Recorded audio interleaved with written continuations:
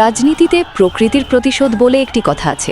ইতিহাস কাউকে ক্ষমা করে না, শুধু সময়ের অপেক্ষা করে।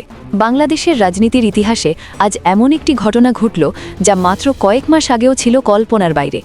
যেই গোপালগঞ্জকে শেখ হাসিনা নিজের পৈতৃক সম্পত্তি এবং আওয়ামী লীগের দুর্ভেদ্য দুর্গ মনে করতেন, আজ সেখানেই বীরের বেশে প্রবেশ করলেন বাংলাদেশ জামায়াতে ইসলামের আমির ডাক্তার শফিকুর রহমান। গত 17 বছর ধরে যে দলটিকে শেখ হাসিনা নিশ্চিহ্ন করে দিতে চেয়েছিলেন, যাদের শীর্ষ নেতাদের ফাঁসি দিয়ে কিংবা গুম করে শেষ করতে চেয়েছিলেন, আজ সেই দলের প্রধানই হাসিনার নিজের মাটিতে দাঁড়িয়ে বিশাল জনসমাবেশ করলেন। অথচ এক সময়ের দুর্দণ্ড প্রতাপশালী শেখ হাসিনা আজ দেশ ছাড়া এবং প্রতিবেশী দেশে পলাতক। আজকের এই রাজকীয় আগমন কি শুধুই একটি নির্বাচনী প্রচারণা, নাকি এটি ফ্যাসিবাদের কফিনে মারার শেষ পেরেক? গোপালগঞ্জ কোনো সাধারণ জেলা নয়। গত 1.5 দশকের বেশি সময় ধরে এটি ছিল বাংলাদেশের ভিআইপি জোন। এখানে ভিন্ন মতের রাজনীতি করার সাহস কারও ছিল না। শেখ হাসিনা ভেবেছিলেন নেতাদের ফাঁসি দিলেই হয়তো জামায়াত শেষ হয়ে যাবে, কিন্তু আজ গোপালগঞ্জের আকাশ বাতাস যখন স্লোগানে প্রকম্পিত হলো, তখন তা প্রমাণ করল যে আদর্শকে কখনো ফাঁসি দেওয়া যায় না। রাজনৈতিক বিশ্লেষকরা বলছেন, ডাক্তার শফিকুর রহমানের এই সফর একটি প্রতীকী বিজয়। তিনি সেখানে গিয়ে কোনো প্রতিহিংসার কথা বলেননি, বরং ইনসাফ ও শান্তির বার্তা দিয়েছেন। ঠিক যেখানে বসে শেখ হাসিনা জামায়াতকে গালি দিতেন, সেখানেই আজ লাখো মানুষ জামায়াত আমিরকে ফুলের পাপড়ি ছিটিয়ে বরণ করে নিল। এখানে একটি অত্যন্ত গুরুত্বপূর্ণ বিষয় আমাদের মনে রাখতে হবে। 5ই আগস্টের পর জাতীয় নাগরিক কমিটির নেতা হাসনাত আবদুল্লারা যখন গোপালগঞ্জে গিয়েছিলেন, তখন আওয়ামী লীগের সন্ত্রাসীরা তাদের ওপর বর্বর হামলা চালিয়েছিল। পরিস্থিতি এতটাই ভয়াবহ ছিল যে হাসনাত আবদুল্লাদের জীবন বাঁচাতে সেনাবাহিনীর ট্যাঙ্কে করে এলাকা ছাড়তে হয়েছিল। কিন্তু সেই গোপালগঞ্জ আজ হঠাৎ এত শান্ত কেন? কারণ আজ জামায়াত একা নয়, জামায়াত এখন এনসিপি এবং 10 দলীয় জোটের প্রধান শক্তি। হাসনাত আবদুল্লাদের ওপর সেই হামলার জবাব আজ রাজনৈতিকভাবে দেওয়া হলো। যে মাটিতে হাসনাতদের হত্যা করতে চাওয়া হয়েছিল, সেই মাটিতেই আজ তাদের জোটের প্রধান নেতা পাচ্ছেন রাজকীয় সংবর্ধনা। বিশ্লেষকরা বলছেন, এই ঘটনা প্রমাণ করে গোপালগঞ্জের সাধারণ মানুষও আসলে জিম্মি ছিল। তারা এতদিন ভয়ে কথা বলতে পারেনি।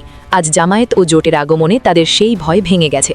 হাসনাত আবদুল্লার সেই অপমান আজ ডাক্তার শফিকুর রহমানের এই সফরের মাধ্যমে রাজনৈতিকভাবে শোধ হলো। ডাক্তার শফিকুর রহমান প্রমাণ করলেন, বাংলাদেশে এখন আর কোনো নো এন্ট্রি জোন নেই।